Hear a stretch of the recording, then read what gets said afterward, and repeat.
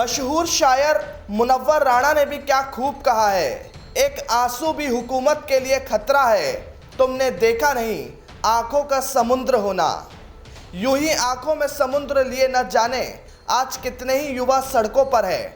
सीने में धधकती ज्वाला के लिए देश के भविष्य आज सड़कों पर संघर्ष कर रहे हैं, लेकिन इसमें भी सियासत कम नहीं है। समूचा विपक्ष झुकाने में जुटा हुआ है तो मोदी सरकार ने साफ कर दिया कि झुकेगा नहीं। दरअसल जयपुर से लेकर दिल्ली तक कांग्रेस कहीं सत्याग्रह कर रही है तो कहीं तिरंगा यात्रा निकाल रही है। राजधानी जयपुर में सूबे के मुखिया अशोक गहलोत ने गुलाबी नगरी में बरसती भद्रा के बीच हरी झंडी दिखाकर तिरंगा यात्रा को रवाना किया, तो एक तस्वीर राजधानी दिल्ली के जंतर मंतर से भी सामने आई, जहां सूबे के पूर्व डिप्टी सीएम सचिन पायलट और कांग्रेस महासचिव प्रियंका गांधी की नजदीकियां एक बार फिर नजर आई।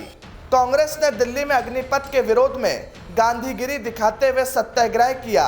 इस दौरान पायलट पूरे वक्त प्रियंका गांधी के बगल में ही बैठकर विरोध जताते नजर आए। यहां तक कि पायलट के भाषण पर प्रियंका गांधी ने खूब तालियां बजाई। पायलट ने कहा कि इस योजना के जरिए युवाओं के हितों को कुचला जा रहा है। देश का युवा आक्रोशित है। कांग्रेस पार्टी युवाओं के साथ अन्याय नहीं होने देगी। साथियों,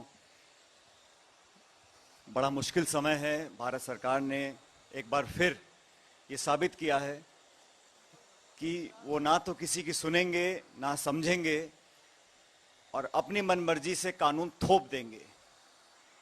आज इस प्रकार से देश आंदोलित है।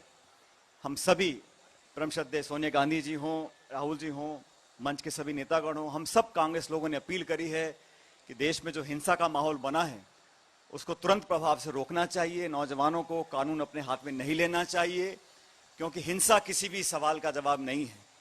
लेकिन आज जो आक्रोश लोगों के जहन में है उसको इस सरकार को समझना पड़ेगा।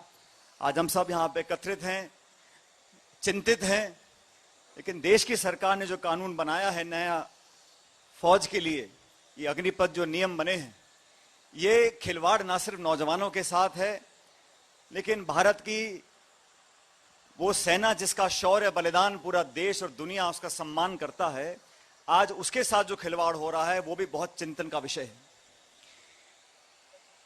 फौज के साथ हमारा पुराना रिश्ता है और ये बात सही है कि सिर्फ नौकरी के लोग फौज में नहीं जाते हैं। गांव में जो लड़के लड़कियां देश सेवा करना चाहते हैं, फौज की वर्दी पहनना चाहते हैं, वो सिर्फ भत्ते के लिए, पेंशन के लिए फौज में नहीं जाते हैं। उनके लिए वो अवसर रोक देना। आज 15 लाख लोग हमारी थल सेना में हैं। आपको अगर अपना पेंशन का बिल कम करना था तो और भी तरीके थे। आप प्रधानमंत्री जी के लिए जो 8,000 करोड़ रुपए के 2 जहाज लिए हैं उनको मत लेते। हमारी बगल में जो सेंट्रल विस्ता बन रहा है हजारों करोड़ रुपए का, उसको ना बनाते। जो फिजूल खर्ची सरकार करती है उस पर पाबंदी अगर आप लगा लेते तो हो सकता है कि भारत का जो पेंशन का बिल है वो कुछ कम हो जाता। लेकिन आज लोगों के अरमानों के साथ आपने खिलवाड़ किया है। आज ग्रामीण परिप्रेक्ष्य में पल रहे बच्चे, नौजवान अगर ये सपना देखते हैं कि मैं फौज में कल भर्ती होऊंगा, तो पूरा गांव, पूरा समाज उसके लिए गर्वान्वित महसूस करता है।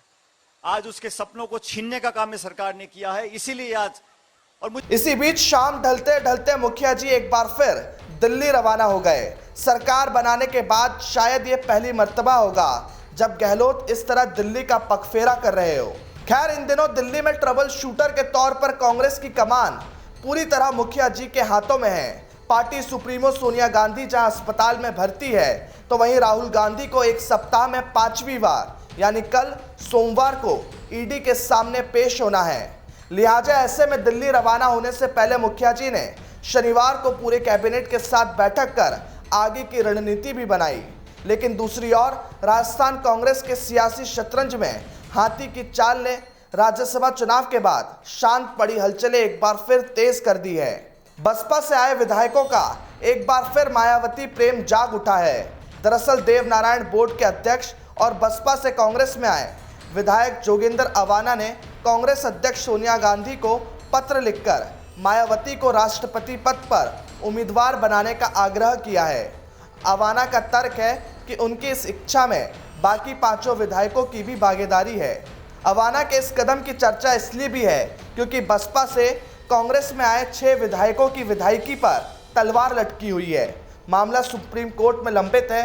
एक अखबार को दिए इंटरव्यू में अवाना ने कहा कि मायावती ही असल में इस पद की असली हकदार है। उन्होंने कई राज्यों में दलितों को एक सूत्र में बांधने का काम किया है। कुल मिलाकर इन दिनों कांग्रेस कई मोर्चों पर दो दो हाथ करने में जुटी हुई है। जहां अग्निपथ जैसे ज्वलंत मुद्दे पर मोदी सरकार ने बैठे बिठाए कांग्रेस समेत तमाम विपक्ष को एक मुद्दा थमा दिया है, तो वहीं आगे बढ़ते मॉनसून के साथ ईडी को लेकर कांग्रेस आलाकमान पर संकट के बादल भी गहराते जा रहे हैं। इसी बीच गाहे बगाहे हाथी की चिंगाड़ भी हाथ के लिए चिंता बढ़ाती रहती है। Bureau report, the fact India.